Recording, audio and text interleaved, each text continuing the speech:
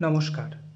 আজকের ভিডিওটির মাধ্যমে আমি আপনাদের সামনে তুলে ধরার চেষ্টা করছি দশহরা কী, এই তিথির মাহাত্ম্য কী এবং এই বছর এই তিথি কবে পালিত হবে।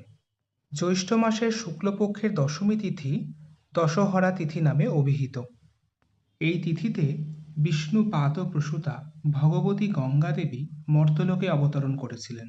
শাস্ত্রে আছে এই তিথিতে ভগবতী গঙ্গার সলিলে স্নান করলে মানুষের দশবিধ পাপ নষ্ট হয়। যারা এই দিন গঙ্গা স্নান করতে পারবেন না, তারা তাদের বাসস্থানের নিকটবর্তী কোনো জলাশয়ে বা নদীতে স্নান করতে পারেন, কারণ হিন্দু বিশ্বাস অনুযায়ী এই দিন সকল জলাশয় ও নদী গঙ্গা তুল্য হয়।